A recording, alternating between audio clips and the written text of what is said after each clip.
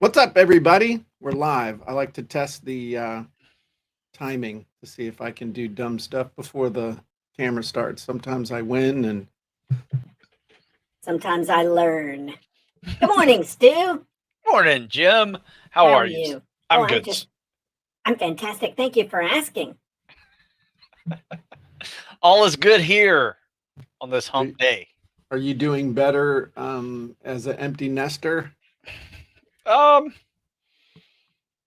yeah, Have you yeah, seen the kid at least? Have you yes, talked yeah. to He him? he actually came back this weekend. We went to a Navy football game, which was awful as far as football, but it was Right. good to have him. So Did he bring any buddies with him, or he just came home? Does nope, he ever? just came home. Does he have a car? Not at school. Oh, okay. So how would he get home? Did you go pick him up? Yep, just a Oh, quick cool. 30-minute drive. It's easy day. Well, that's cool. That's Yeah, good. I'm glad you got to see your kid, and he hasn't totally abandoned you yet, it's all as good. as kids do. Yep. So. Well, cool. Well, what are we talking about today, Stu? What's on the agenda? Well, you know, Jim, I like to buy stupid stuff. You know, Me too. you know what I mean? Yeah, I like to I buy buy I stupid buy stuff. dumb stuff. Like I buy what, Stu? dumb stuff all the time. Hmm. Um, but I figured let's talk about shopping and why me, myself, Hmm. you, Hmm. the Hmm. viewers Hmm. buy something. Hmm. Especially when they're not shopping for it. Hmm. Why did they when they were scrolling their social media, they see something, what hit them that said, man, I'd like to have that.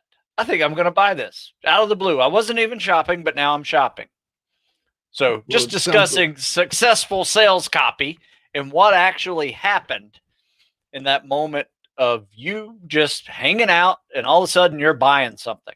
in that moment of weakness. Yeah. What makes an offer irresistible? Well, okay. Well, why don't we ask a bunch more questions, and then we'll never get through this. I'm just trying to No, lay the platform for you. I understand. I think there are several things that happen when you do that. It happens to me not well, yeah, it happens to me not so much on social media because you're not allowed to advertise gun stuff, but when I see gun stuff, it's like, oh yeah, I need to have a magnetic buffer. Um, magnetic buffers are on sale. Who knew? Let's get two. So I think what it is that we all have conversations that are going on inside of our minds all the time, whether we realize them or not. And some are conscious, and the conversation that you're having with yourself, it's like, hey, I need to go find out how. Great example. Last night, I need to find out how outdoor brick fire ovens work. So if you want it, because we have the patio's been put in over at the beach house, and we've got a fire pit, but we're thinking we want to have one of those ovens of brick oven that you can put wood in and cook a pizza or cook stuff. Oh, fun. um exactly, it'd be something fun, and we had a real nice time this weekend with everybody hanging out around the new patio and the fire pit. I got this cowboy grill thing that is really cool. You can hang a pot on it. I mean, you can burn charcoal, or you can build a big fire in it and roast a half a pig in it and whatever. So, but all of those are conversations that we wanted to have. So we went and started trying to have that conversation with someone who could potentially sell us something. Meaning, I went to Google and I searched for fire pit. I went to YouTube and I searched for how does a wood fired pizza oven work. I had those conversations. I wanted to have that conversation. So the other conversations that are going on are things that are in your head that you're ready to have a conversation with at pretty much any time. And those are hot buttons. Those are interests. Those are focus. Those are pains and desires and all that stuff that are always kind of right there. They're who we are. So you're just scrolling along, looking at farting kittens and Stu's beagle sniffing out squirrels and having a snack and a nap and all that other stuff. And then all of a sudden, it's like, I like beagles, I like farting cats, and all of a sudden it's like, whoa, what's that? I gotta have that. I gotta have that. You mean steel cut oats are on sale? You mean canned bacon? Workout stuff, whatever it is, the thing that's in your head activates, and you're ready to have that conversation. And a great example of something that's lurking below somebody's head, that as soon as they see it, or there's some sort of an activator, a stimulus, a hook. Great example is, hey, what do you think of Joe Biden? That will start a conversation. Now, whether it's good, bad, positive, ugly, whatever has to do with your internal beliefs and your hot buttons and stuff. And it's not meant to be public. I mean, it's not meant to be political, because I could ask the same thing. Hey, what do you think of Trump? And again, everybody has a reaction, and some are stronger than others. And what you're trying to do when you're running ads that way, in the way on Facebook, as opposed to a reactive ad where somebody's putting in a keyword and they're looking for something. Now we're trying to put little hooks out in the water that are going to attract the people that it's going to activate. So that's what's happening, is you're interested in that, or you make an association with it in reaction to the picture and the words or the video or the whatever. And that's what starts the process. So once the process has been started, once you've been hooked, then there's got to be a story. There's got to be more information and a call to action that's going to resonate with what you're doing. There's got to be perceived value versus the price being charged that makes you go, it's like, it's only $20. It's only $100. It's only whatever, to get that whole process started. And that's why sales funnels work so well, is because they grab your attention. They hook you in. There's a high perceived value for a low perceived cost to get started. And it's something you want, or it's something cool. It's something interesting. It's something that tickles you or scratches an itch. And that gets the process started, and in which case that's how sales takes over, sales process.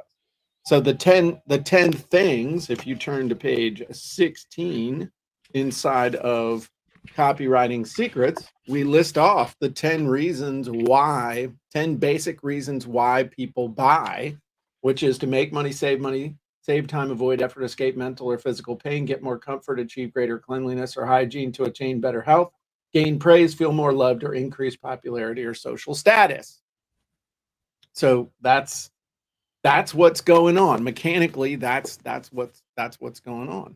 So what happens specifically is, on a Facebook where you're cast in the line, is the people that are going to react to whatever your creative is that you put out there are after a time are going to react, and those that aren't going to react just won't react, and they become blind to your ad.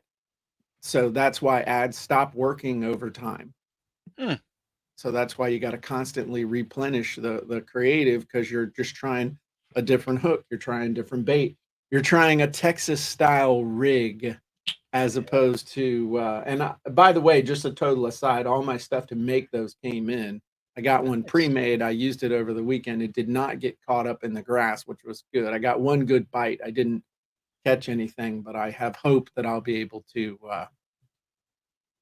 catch me some fish. So real quick, let's acknowledge everybody who's here, who said hi. Hey, Vicky. Hey, Ruben. Hey, April. Hey, Neil. Hey, Miss Denise. Hey, Rildo. Hey, MG. Glad you guys are here.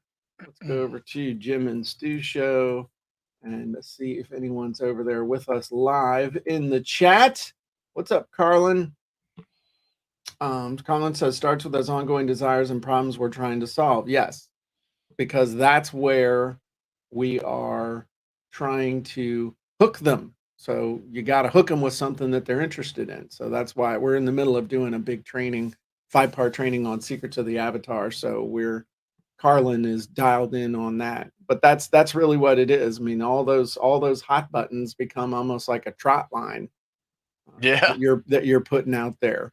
So anyway, what's up, JJ? What's up, Justin, Tamara, Liam? Well, Awesome. I will say there's this for me. Okay. Typically, it's a cool headline, Uh-huh. bold, big letters, and a cool picture or video, either one, right? Depending on what type of ad this is. And that usually does it. If it shows me something that looks cool and I immediately say, I need that. Right. And so what's an example of something you've bought that way recently? Recently I bought one of those visor gear holders. Okay. Right. So I can stuff any like little paperwork that I need. I can stuff a knife up there. I can stuff whatever, and it's in my visor. Okay. And they make another one for the back side of your seat. If you want, you can put more stuff in there too. Yeah, we have those in my truck. How cool stuff, what kind of cool stuff you want to have for just, situations, flat tires to whatever. Car doesn't work anymore. You got to have water and food and stuff. So, all kinds of kits. I like to buy those. You like to buy pre-done kits? I like to make my own, but I'll buy the bag. But then I'll get ideas from the people that got their laundry list of stuff there. And I say, yeah, I need this and this and that. I don't need all of the stuff. So sometimes those pre-made kits are just, once you open them, you can't get all the stuff back into it. So I like to make my own and make them a little bigger. Yeah. I've done that a bunch, by the way. I bought some stuff, like cool ideas for my wife if it's an anniversary type thing. I'm like, oh, that's a good idea. She'll like that. Right. But go back to let's talk about the stimulus though. And you've kind of revealed your strategy too. The stimulus is big, bold headline, probably benefit driven or curiosity driven. And then there's a picture or a demo video of some type that really fast shows you something that gets a result that you're really excited about. So like, for example, you see a headline that says, keep all your important, I mean, this sucks. So just give me a break, but keep all the important things in reach above your visor. And then they show a thing of somebody doing like this. And there's, a knife and extra rounds and shotgun and survival stuff and a little bit of paperwork Stu mentioned, but I'm just filling in what I would have in there. But that, and it's like, hey, just get one for $19.99, get another one, just pay separate fee. And then they're like, hey, if you think it's cool to be organized above your visor, look at all the stuff we can hook onto the back of your seat so that it doesn't get trampled underfoot and all that good stuff. So that's a great strategy for any of this stuff though, is you grab their attention, then you show them something cool really, really fast, especially on social media. Yes. My wife has bought, oh my God, we get all new pans about every year because she sees a cool demo on Facebook of pans.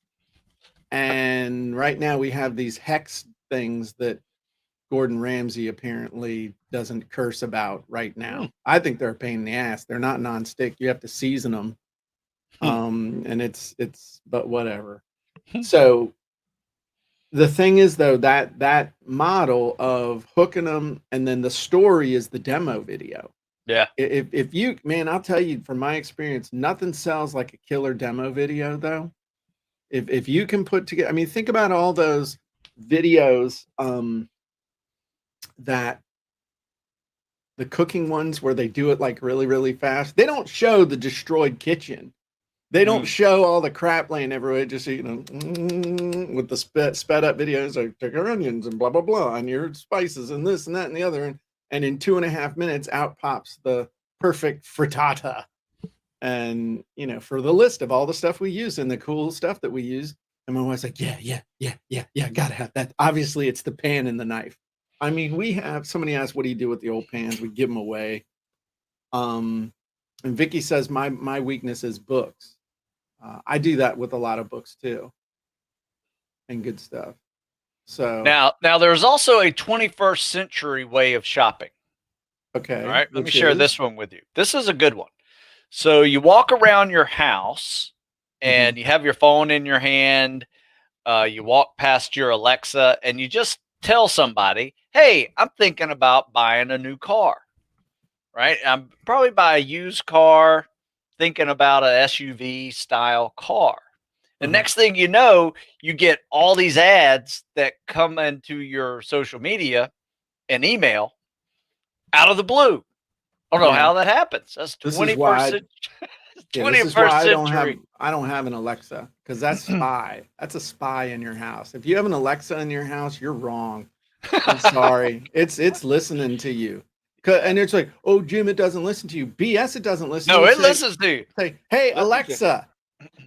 Yes, Stu, how may I serve you today? And, she been listening. She been listening when you in the can. She been listening when you, are discussing private things. Hey, she's listening. Ain't happening. Do you have one? 21st? Yeah, I have one. And it's on all the time? I say, Alexa, tell me the weather. Boom. Alexa, play the Eagles for me while I cook dinner. Boom. Do you really? Yeah. Wow. Okay. I thought better of you, Stu. Yeah. Just kidding. No, it was funny because I started noticing when, we're talking, like, hey, I'm thinking about buying this. And next thing you know, I'm seeing these advertisements on my social media for that exact thing. Yeah. I was like, man, they are genius. Well, here's the thing. And Deborah just said something interesting. She said, just wrote a sales page using Jim Edwards Wizard for content ideas for client heading, smoke your last cigarette today, with images of a skull with cigarette spelling stop. That's pretty cool. And that's big. The thing is, it's imagery, I think, is more important now than ever. Oh, absolutely. Because people are so attention and time starved that sometimes they don't even have time to stop and read. Because for me on social media, what stops me first is the picture of the video, and then I read the text. I don't even read. I'm just scanning for the pictures and stuff. So I think it's important to really start thinking about imagery and what imagery you can use instead of words. I have a good book recommendation. If you've never read it, it's Show and Tell by my buddy Dan Rome. It's one of his. He also, if you've never read the book, The Back of the Napkin. But Show and Tell is all about how to tell persuasive stories. He's got 4 different storylines. Actually created wizards for each of the storylines that are part of the Jim Edwards Method Premium under the storyline, under the story section down on the right in Easy Online Wizards. So that's just a little aside, that we all got to get better with imagery. We all got to get better with using pictures and video to stop the scroll, because that's getting more and more important. Oh, absolutely. I personally find the picture hooks me. The title starts the story. Right. Absolutely. That's how it works for me too. Yeah. So anyway, the reason why I brought this up, Jim, is you want to justify some purchases you recently made? Yeah, that too. But, whenever you are selling something, for those that are listening, and, if you're selling something, just think about those purchases that you have made and try to replicate that, because it's very possible that whatever, like, had you, especially if you are part of what you sell, it's probably going to attract your audience as well. Sure. And here's the thing. People are people. And we typically tend to gravitate towards and attract people who are like ourselves. And typically we are part of our target audience to some degree or another. So Yes. a method or a device or a strategy that gets us to take action or to buy is definitely something we need to pay attention to and analyze, because it most likely that process or device or whatever is going to get others who are like us to buy as well. And the great thing about sales copy and content marketing is that it's very easy to port a pattern from one thing to another. So if you can analyze and dissect the pattern, which is really all I do anymore, that's that's a great strategy, and it's fun to break stuff down. Jay Yeah. says I don't have an Alexa either, Jim. That's right. Brian says, "LOL, you just started my Alexa." I do that to Jeff Herring. He'll be sitting there and you hear music and it's like, Alexa, play Wu-Tang Clan. And it's going and he's trying to make it stop. It's pretty funny. So That's you a can good definitely do that. one. That's a good one. I got to remember that one. Yep. So. All right. Well, what else? That was fun. Was there anything else you wanted to talk about on that? No, I just wanted to, last week really got me thinking about keep it simple. And it doesn't get much simpler than hook, story, offer. Yeah. And understanding why you buy may really help you understand why your future customers are going to buy as well. So Sure. it's just thought I'd put that all together and kind of blend that into that keep it simple process Absolutely. that you discussed last week. I'm gonna share this real quick because somebody asked. All right, so I'm just gonna show my screen real fast, and I'll show you the two books that I was talking about. The first one is The Back of the Napkin, which is a great book. Get the paperback. Don't do it on Kindle. Get the paperback so you can draw in it and other stuff. And then he has another book called Show and Tell, which is how everyone can make extraordinary presentations. And it's 4 storylines in there. I will tell you that I'm particularly partial to this book because I came up with the name. He was going to call it something else. And I was like, dude, that's stupid. You need to call it Show and Tell. And he got real quiet. He said, yeah, that's a better name. And he actually acknowledges it in the book that I came up with the name, which is pretty cool. So he's got some Genius. other books as well, but he is he's brilliant when it comes to visual problem solving, and he's been kind of my secret weapon for years as far as just understanding visuals and other stuff and what pictures to use for what. So definitely somebody you want to pay attention to. So that's great books. Can't recommend them highly enough. So there Cool. you go. Hey, you mind if I share you a cool picture title combo? Please. A very recent article I just wrote. Sure. And you going to show it or? Yes. Oh, okay. I will show it. Just got to find it first. Let me see. Where am I? Anybody who has their Alexa on, hey Alexa, buy 20 rolls of Charmin toilet paper right now.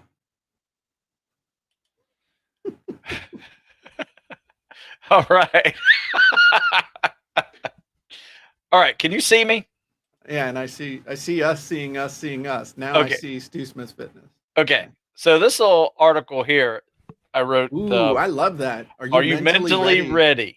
Right. And it's this great picture of this guy going through SEAL training and just wet and sandy and cold. And it's kind of one of those things that it doesn't matter how fit you are. You got to really want it at this point. Right.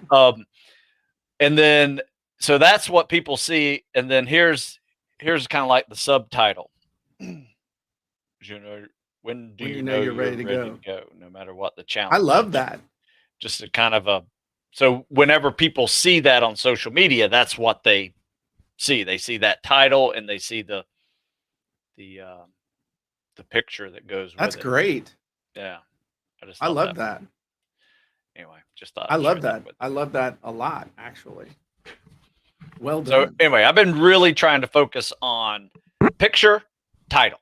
I don't really care what I write about. Just picture, title. I'm just joking.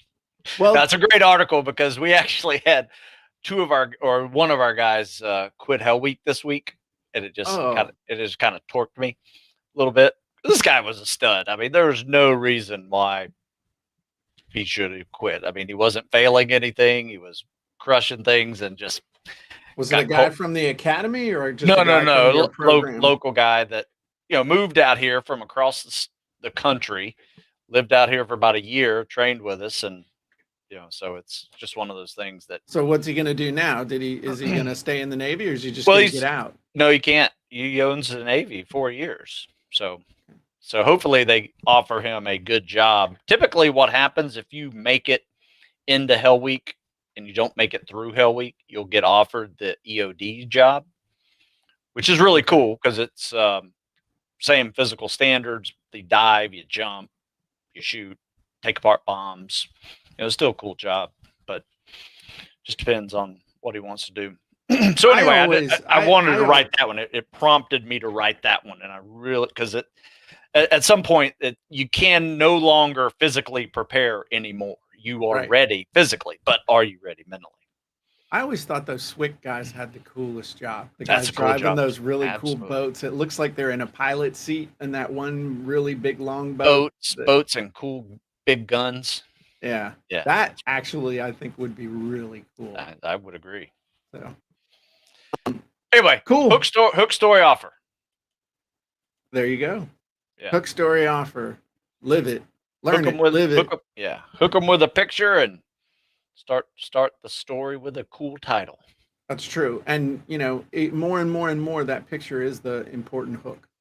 That picture is your hook more than anything else. And I think one thing I will say that the folks over at ClickFunnels are really, really good with all the stuff they do of knowing that and incorporating really cool picture hooks into even just regular sales copy, where I think we can get a little lazy with that. And on the flip side, some people rely too much on the hook, too much on the picture, and then their sales copy sucks. But I'm a firm believer that you can have a world-class hook and below average copy, and you will far outsell a below average hook with world-class copy, simply because you're going to get up to bat more. More people are going to read your sales letter. More people are you're just going to make it up on volume. But if you can have a world-class hook with a world-class sales message with world-class targeting, that's how you change your life. So there you go. Yes, sir. All right. That pissed you off. That guy quit, huh? I could sense that frustrated you. Yeah, a little bit, because it makes me like rethink everything that I do. Mm-hmm. Right? I mean, to a degree. I mean, what am I going to make it harder? I mean, I don't know how much harder I can make it on these guys. What do you do? Do you do anything specifically for the mental side, or do you let the mental side filter through the physical side? Absolutely. Because I say, look, there's these little gut checks that you can do to test your mental toughness. Like, let's say you're going to do a triathlon or something, or whatever, a tough event, right, that you prepared for. That will test your mental toughness. The way you build mental toughness is every day, even when you don't feel like it, you still get after it and you get things done. And that's how you build it over time. So I definitely feel that you can build mental toughness through the filtering of fitness. Okay. Yeah. But yes, Cool. I was a little torqued. Okay, well that's cool. I mean, that's great explanation. Yeah, Let me ask I you. expect 100% graduation in a course that has a 80% attrition rate. Yeah, So no. I'm not very logical in my reasoning on that. I understand that, but that's just my standards. Right. The only reason you should be quitting if I've been working with you is that your legs broke, and maybe not even then. Yeah. Yeah. So fractures keep going. Yeah. Compound, maybe depends on which day it is. Well, I think that there are a lot of good business lessons in there too, and we ought to. Sure. That's a cool topic. We might be able to talk about how you could link your physical fitness with your business success. Oh, sure. That would be a cool topic because I'm struggling right now. This week, I'm struggling with getting stuff done just because of so much business stuff going on that I'm having to modify what I'm doing working out wise and sneaking stuff in and other stuff. But I think that would be something I'd really want to talk about one day, just Sure. for what it's worth. Cool. We All ready right. we ready for 132? Sure. You ready? Should we do some music? Let's do It's up to you. I don't have it ready, so we won't worry about it. Hey everybody, Jim Edwards here, and welcome back to the Sales Copywriting Content Marketing Hacks podcast. I'm your host, along with my trusty co-host, Stu Smith. Welcome, Stu. Hey, Jim. This is episode 132. 132 times we have gathered here today to share wisdom, to share insight, and to share our thoughts on what makes sales copywriting and content marketing important, and specific hacks on how you can do it better, faster, easier, and more effectively, no matter who you sell and no matter what you sell and who you sell it to. I almost had that. Oh, that was great. So what are we talking about today, Stu? Well, Jim, once again, I watch what you do during the week, whether it is Jim's Gyms or Doc Talk or Letting the Chickens Out or some of your other podcasts that you do when you talk sales copy. And you came up with this, I don't know if this was a title to what you were doing, or it was definitely mentioned in one of your podcasts or your lives that you said, the price is never too high. The value is perceived to be too low. Mm-hmm. So I took that as like, all right, it's okay to have a sale, right? But don't just lower your price because you think it's too high. Right. Right. And that's something that I wanted to talk about today, and maybe talk about our own journey and experiences with this one, and help figure out ways to increase the value with whatever they do. Because I have had issues where I was like, maybe I'm not charging enough, or maybe I'm charging too much. It's real easy. We've done a separate podcast on pricing, but we haven't really talked about adding value this specifically to whatever you're doing versus with the intent of lowering your price. Okay. So here's the thing. I mean, I'll explain the quote that you did, or the thought that you did, or that you brought up just real quick. What it means to me is that, the price is never too high. The value perceived is too low. That's the key. And there's two people that are perceiving the value, you and the potential customer. And before the potential customer can perceive the value, you have to perceive the value. And one of the big mistakes that people make is they think, well, I'm not making sales, so I need to lower my price. I need to have a sale. No, you need to amp up the value to the point where people say to themselves, oh my God, I need to buy, before they change their mind or raise their price or run out of everything at this price. And there are a bunch of different ways to increase value. And it's like anything, it's a technique, but it's a perception. It's your perception, it's their perception. And a lot of times we don't perceive the value of what we're doing because we're used to it. It's us, and so it's easy for us, and we just don't see it as valuable.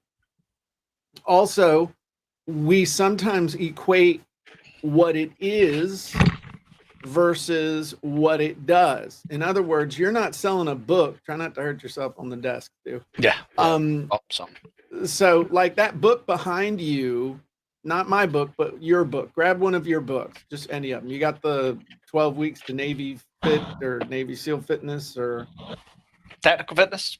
Okay, so good? Hold that up and to everybody and read the tagline underneath the subtitle. Tactical Fitness. The elite strength and conditioning program for warrior athletes and the heroes of tomorrow. Okay. So how much does a book cost, Stu? And less than $20. Okay, so everybody in the comments too. How much does a book cost? How much does a paperback book cost? All right, I can tell you it costs about $6 or $7 to print, depending on quantities. And in everybody's mind, a paperback book costs somewhere around $15. Sure. All right. So Randall nailed it. Okay. So here's the thing. That's what happens when you sell a book. Now, let's talk about selling a result. What is the result that someone gets from that book if they actually implement the 25 or 30 years of experience that went into creating that book? What is it worth to somebody to be able to be tactically fit, to lose 60 pounds, to go from being 40 and fat to 50 and fabulous, to be able to be in a position to be able to save somebody's life, to be able to pull somebody out of a burning building, to be able to run 3 or 4 miles to get help, to be able to lift a car off of somebody like my son-in-law did, to be able to have that strength, as you say, to save your own life or the life of someone you care about. All of a sudden, that information is priceless. Now, if it's positioned with somebody to say, hey, this is how you could get your dream job. You want to be a special operator, you want to be a policeman, you want to be a firefighter, you want to be a SWAT operator, you want to be a DEA agent, you want to be a U.S. Marshal, all of those things, all of a sudden, like, hey, that's a job that might pay $60,000, $70,000 a year, but it is the gateway to you being able to live your dream of service and an exciting occupation. All of a sudden, that's worth at least a few $100. All right. So then look at this. Hey, by the way, the information that's in here came out of the head of the same Navy SEAL, former U.S. Navy SEAL, who now trains all of the Navy SEAL candidates coming out of the United States Naval Academy, as well as does private training with other people who go through these selective processes and have a 90% or better graduation rate in a field where 80% of the people fail. Now, what would it be worth to you to be able to train one-on-one with this guy and have him be able to answer any question you have and tailor specifically a training program specifically for you? Now, it's like, holy crap. When you say it that way, I don't even think I could afford that guy. And that was my initial impression when I came across you. I'm like, oh, that's what it costs to do live? Pfft, I ain't buying his book. Honey, I'm signing up for this. I don't know him, but I'm signing up for his live coaching. Okay. Just let me know how much it's going to be. And then she's like, that's all? So my point is that if you don't perceive the value for your own product, you're not going to charge enough. But not only is it that you're not going to charge enough, you're also not going to project the value in your sales copy or just in your overall attitude or your overall. I know this is going to sound woo-woo, and I don't normally sound woo-woo, but it's not even going to be injected into your spirit, the spirit of the product, the spirit of the book or the course or the training or the video or whatever it is. So, again, there's other stuff you can do to increase value. You can, you have limited quantities. You can have different positioning. Deborah just said something about book typically costs less than a course, especially a college course, but with comparable results if you'll actually implement it, which is a totally different thing. But college textbooks cost a hell of a lot more than 15, 20 bucks. Same paper, same other stuff, but it's different positioning and different value, different. It's just different. So there are different ways to, there are just different ways to position things, but that value is based on the result. That's one of the biggest things that I have learned over the years is do not sell what it is, sell what it does. Sell the result. Sell the emotionally pleasing result that someone is going to get if they will actually take action with whatever it is you're selling, if they'll push the button, if they'll open the book, if they'll read it, if they'll take action, whatever it is. That's what you're selling. That's how you increase the value. I have suffered with this for years, underpricing myself, undervaluing myself, I still do it. I mean, you might say, do you really? Yes, I still do. That's one of the reasons why I don't do, these big $10,000, $20,000, $30,000, $40,000, $50,000 coaching programs, though I'm as qualified or more qualified than anybody on planet Earth to do one of these. And to be honest, it pisses me off sometimes when I see these people, especially over in the ClickFunnels group, bragging about how they've, made $10 million selling coaching. And I'm like, what the hell do you know how to coach? What the hell? You're like 20 something years old. What the F do you know? But that's not on them. That's on me. That's just me being kind of pissy with myself to a degree. So, I mean, we're having a little therapy session here, but sure. You've got to see the value first before anyone else will perceive the value. So if people aren't paying you enough for what you're doing, it's because you don't see them as paying more than what they're willing to pay. That's one part of it. The second part of it, though, is you have to communicate the value in such a way that they're going to perceive the value. And that's where it comes down to selling them on the result, not selling them on what it is. So that's a big thing. The other thing you can do is stack value. I've heard it referred to over the years as the stack. Usually it's stacking something. Frank Kern called it stacking the cool,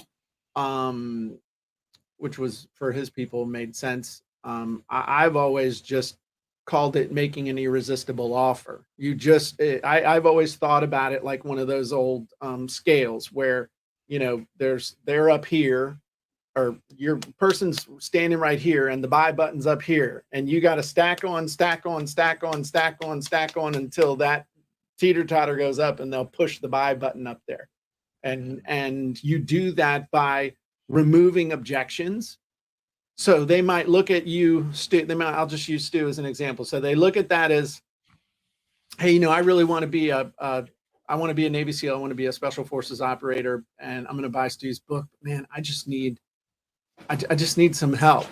So it's like, okay, well, if you really want some help, here's what we'll do.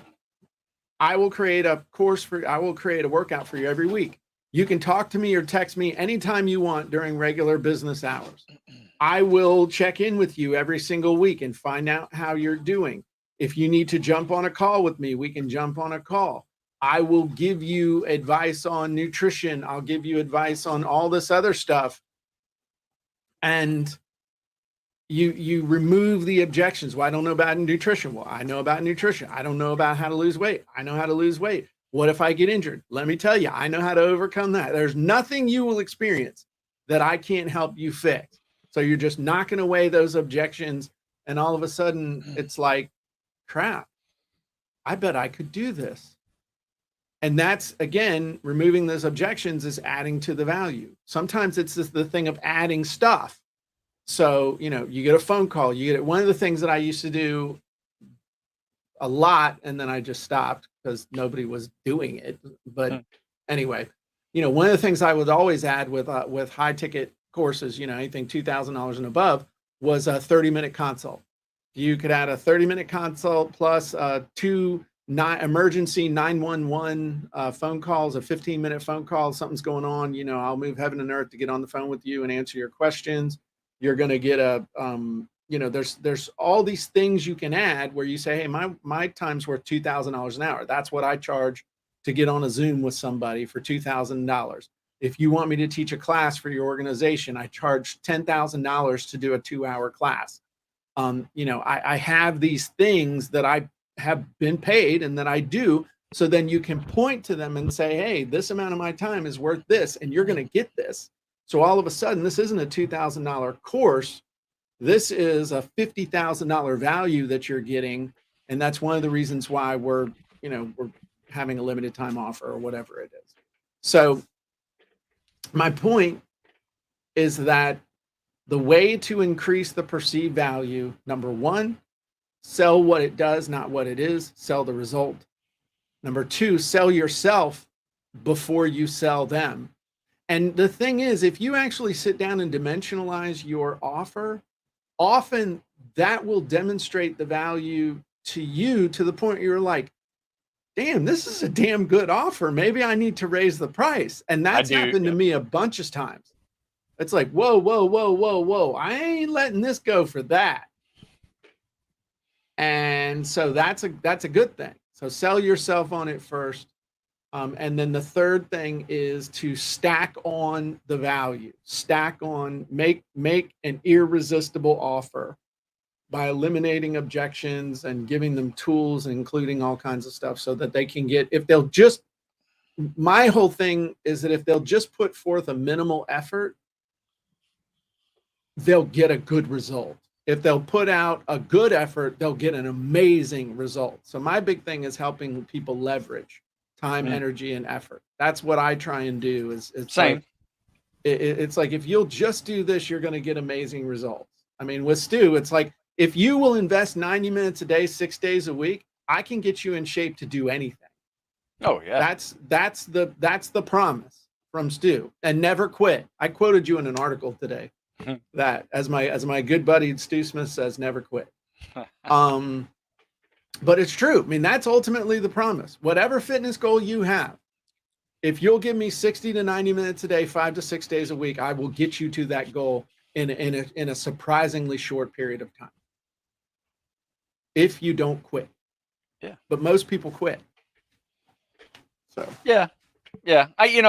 You mentioned something there at the tail end of that I have done several times, and because I didn't feel like I needed to lower my prices. I mean, I thought about it. That was an option. I said, maybe I need to lower my prices.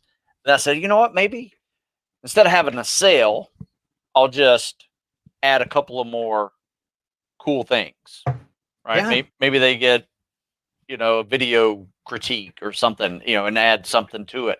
And then I wound up, adding to the price because of that. Yeah. Right. And that works, so yeah, what I'm saying is, with this whole topic, is don't feel like you need to lower the price. In fact, you may actually trigger somebody's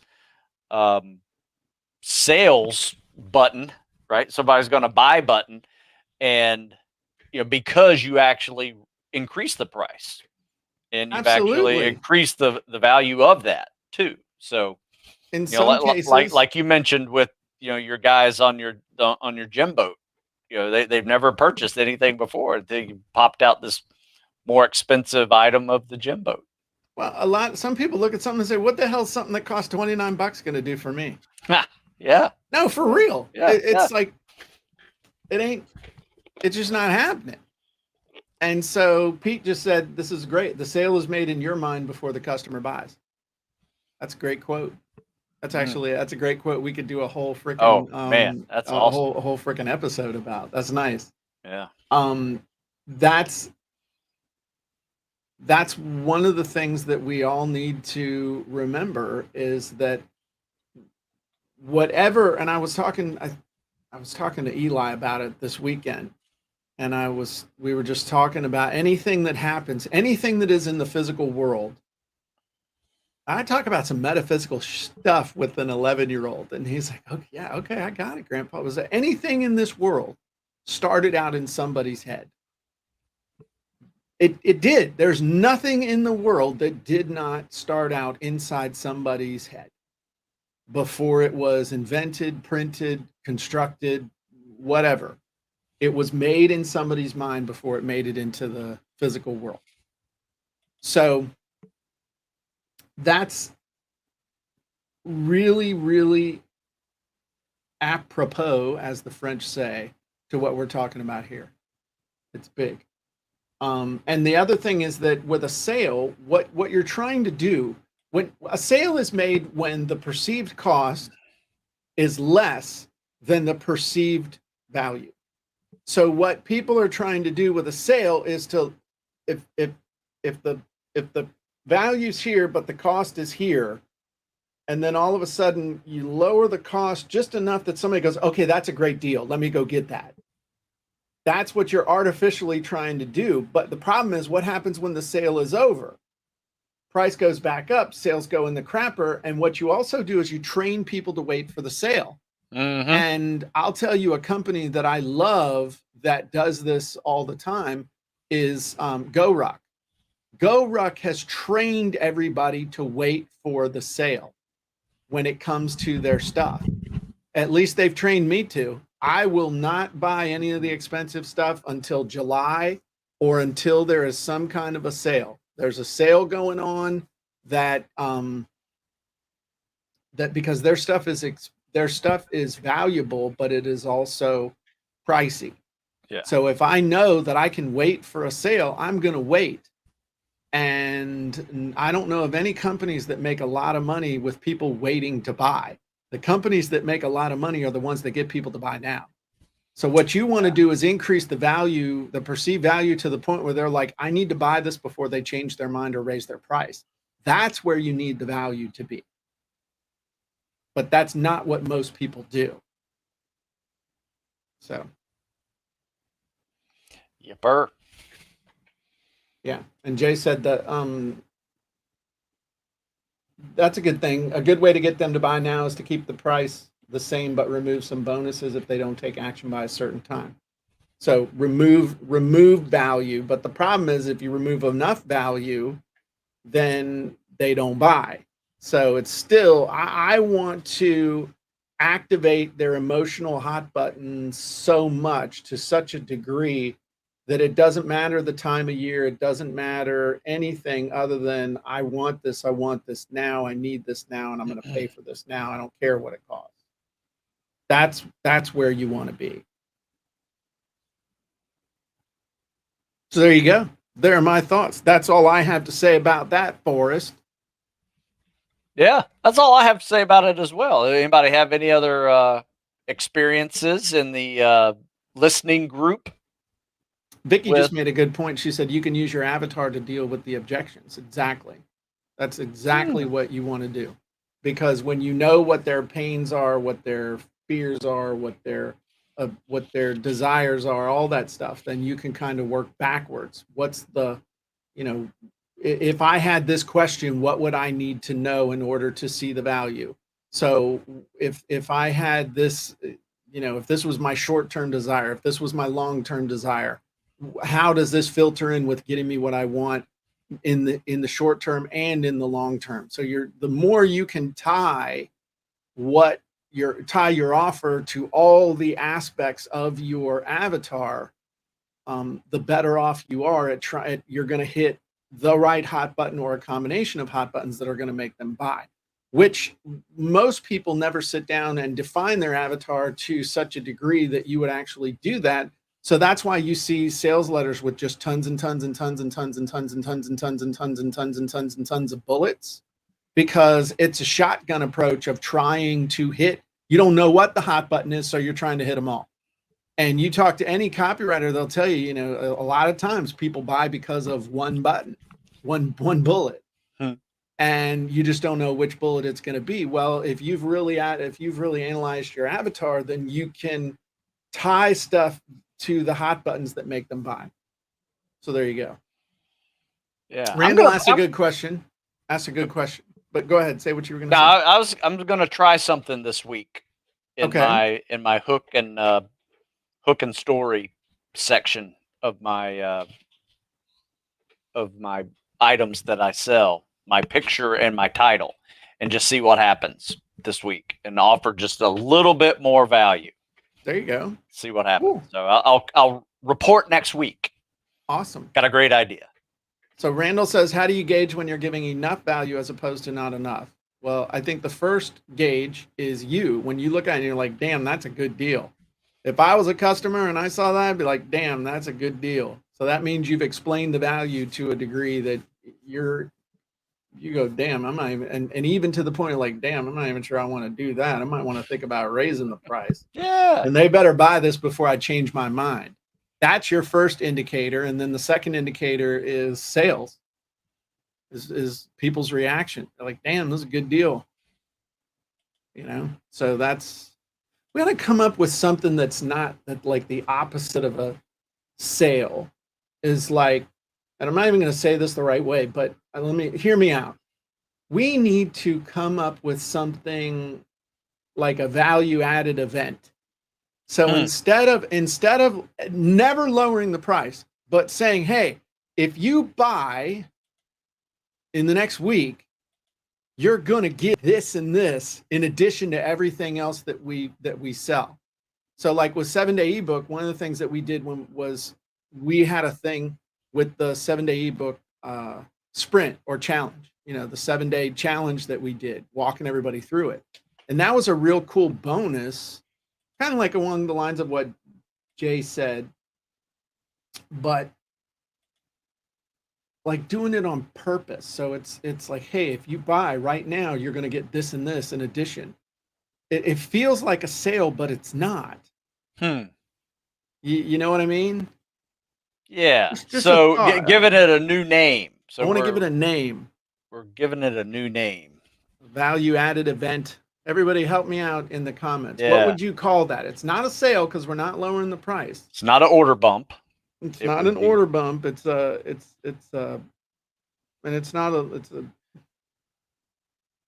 a limited time bonus event, but that irresistible, an irresistible offer, an irresistible event, irresistible offer. It's an addition. It's I gotta get some synonyms for what bonus event. Bonus event. Bonus event. Ooh, I like that one. I like that one too. It's a bonus event. Event bump. Yeah. Something where you're it's hey, I dug through. I mean, if I started doing that.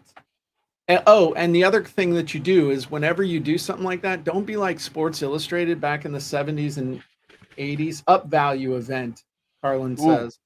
Up value. I like that. Remember when Sports Illustrated had the football phone, sign up now, you can get your team's football phone. You remember that? Or you can get the Super Bowl issue and the swimsuit issue and all that other stuff. But then in the fine print, it said for new subscribers only. And you're like, F you, I've been a subscriber for years. Why don't I get a phone too? It's like you're penalizing me for being a loyal customer. You jerks. Yeah. Ooh, I like that. Vicky says limited time super bonus. We call it limited time super bonus event. What do you think of that? Limited time super bonus event. It's getting there. It's getting closer. Yeah, I like it. How about value insertion? Whoa, easy. This is a family show. So what I was going to say is when you do this, what you want to do is make a big deal about the event to people who have already bought and let them know that they're going to get the bonus as well. So what that does, two things. One is it will help to generate new business. And number two, it will improve and enhance the relationship you have with your existing customers So when you come out with something again, you can look at them and say, you know, I bring the value during and after your purchase. So you definitely want to jump in on the ground floor with this one because obviously we'll be adding to it. I like that value added event. That's Yeah, good. that's What really is- cool. I like that How one. about value doubler? Okay. Could be. Yeah, instead of cutting your prices, how about a value doubler Right. But you see what I'm or a saying? value added event? A Yeah, value added event. I like that. But Yeah. that's, you got to make a big point of it that your people are getting their, I like that mind blowing bonus event. That's a good one too. But by making it a condition of doing business with you that they'll allow you to give them more value in the future, the only thing you don't want to do is train them to think they're going to get everything you ever do for free moving forward. So Right. you got to play the balancing act with that to a certain degree. I've run into that with funnel scripts to some extent, where people, yes, we promise to give you any new funnel scripts I come out with, but you know what? I'm allowed to come up with other scripts and wizards that aren't in funnel scripts. So every freaking script I ever make doesn't necessarily end up in funnel scripts. And don't be a little whiny butt when I come out with a new collection of scripts that has nothing to do with funnel scripts. Just buy it because you know I give great value. How's that for a subconscious command? Like it. Yeah, it's called Redneck Subconscious Program. Buy it because I said so. But I like that. That's and I mean, dude, that's what you do to win an affiliate contest. That's what you just add a whole bunch of value to an existing offer to give people a reason to buy. Mm-hmm. And you're not asking them to lower the price. Dude, my head is hurting right now because that's a great idea. And if we had like the name for it, hell, we could do one of them big old product launches around this. I think that'd be awesome. So yeah, that's a good, I like that.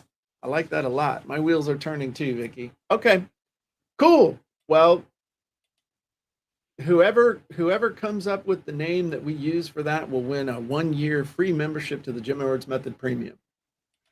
So we end up using your name for it. You get a 1-year membership. So come up with a cool name.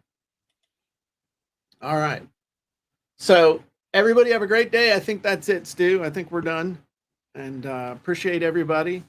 Hope you got some value today. Hope your perceived value was higher than the amount you paid to be here, because you paid with your time, energy, and attention. That you did. So everybody have a great day, and we'll talk to you soon. Bye-bye.